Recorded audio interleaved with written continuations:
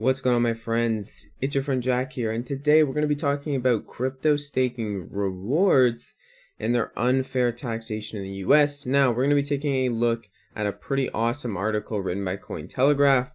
This is just for general information purposes and is by no means financial advice, as they are not financial advisors and neither am I in my mom's basement. So, let's get right into this article, and we're going to be reading it. A lot of it word for word because it is heavily based on, the IRS and the tax rules, but stick with me. I think this is going to be a really eye-opening video for a lot of Cardano holders and is going to have a lot of interesting information on the unfair taxation of cryptocurrency, staking rewards, and staking in general. And Cardano is heavily affected by this unfair taxation, so I thought it'd be really useful to cover in this video. Now, keep in mind, this is in the US, okay?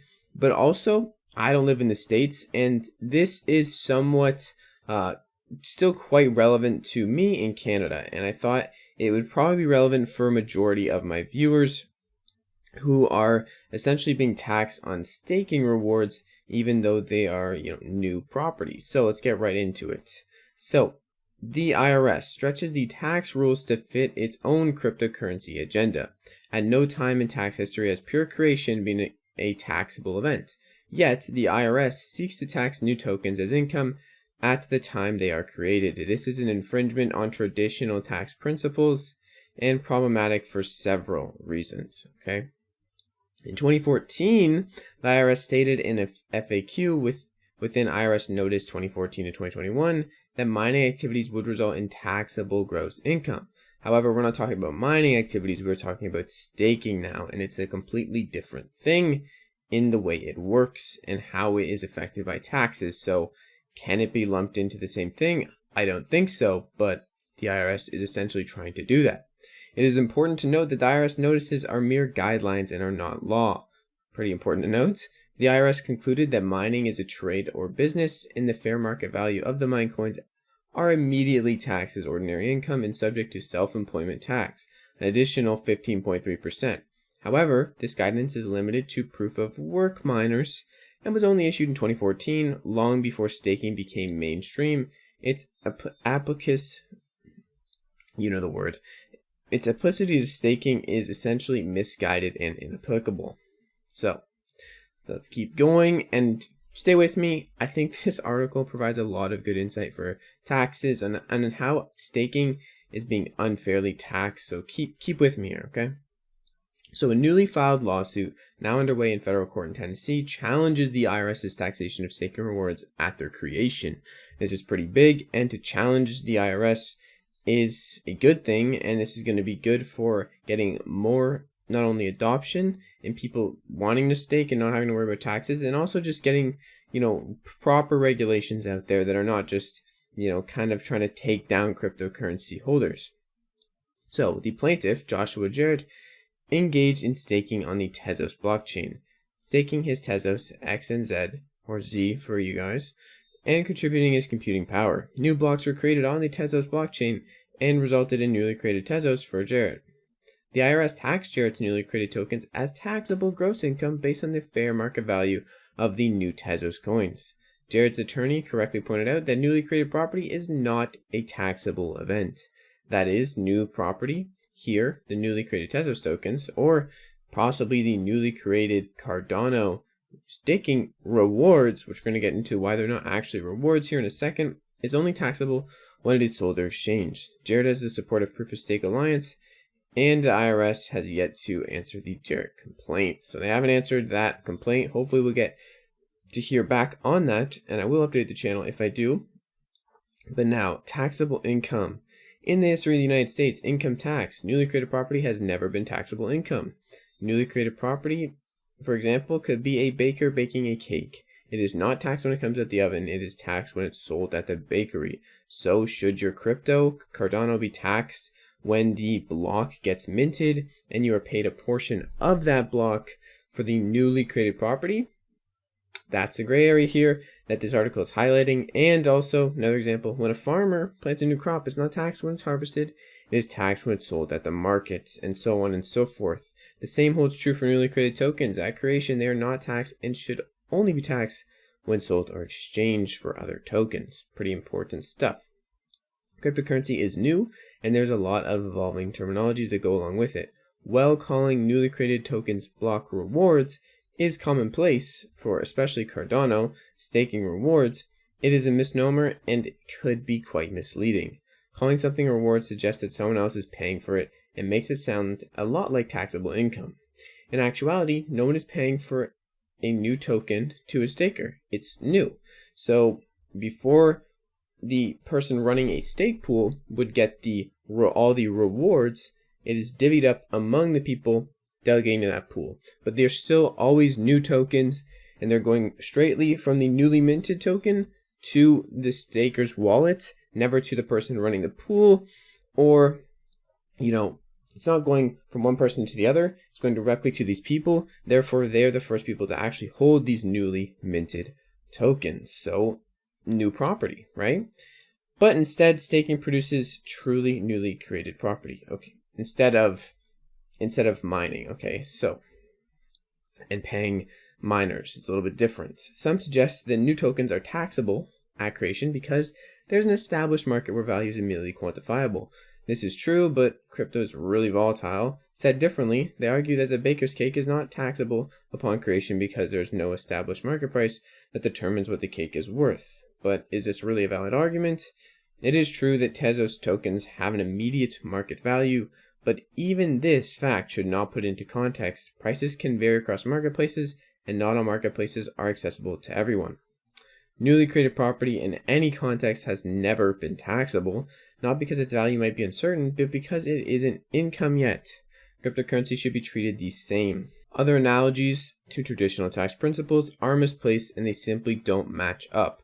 For example, staking rewards are not like stock dividends. I often actually mention that they are like stock dividends, but 10 times better, which I do believe they are similar in characters in that you get paid rewards or return for staking, but no one's paying you. A company's not paying you, and dividends are a form of payment derived from a source. The corporation creates a dividend. Further, that dividend comes from the corporation's profits and earnings. The same is not true for newly created tokens and staking. With a stake pool, when you're staking to a specific person, they are not paying you their profits.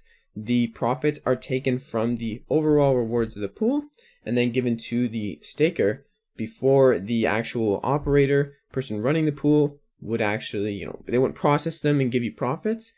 It is an automated system that essentially means you get the newly minted tokens and you're the first one to hold those newly minted tokens, at least with Cardano staking, and I'm sure most other staking protocols are ran like that. So now, overtaxation. Finally, the IRS's position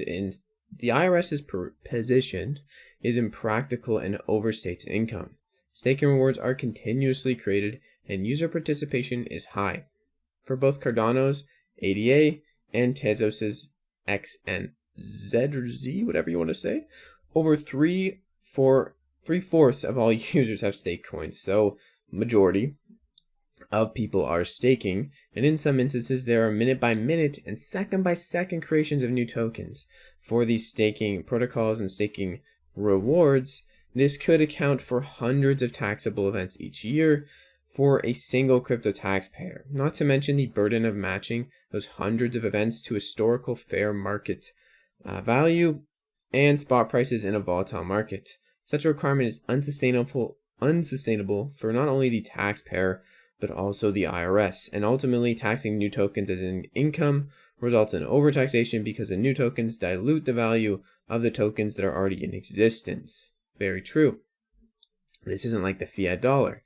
This is the delusion problem, and it means that if new tokens are taxed like income, stakers will pay tax on a demonstrably exaggerated statement of their economic gain. This is really true, especially when you look at the market caps of cryptocurrencies. Someone could put $500 billion or $500 million worth in to a cryptocurrency, and the cryptocurrency's value goes up by, 100 million, or sorry, they put 500 million in and it goes up by $1 billion. So it's kind of diluted and things aren't exactly as they seem with the fiat gain on people's income and on people's positions in cryptocurrency.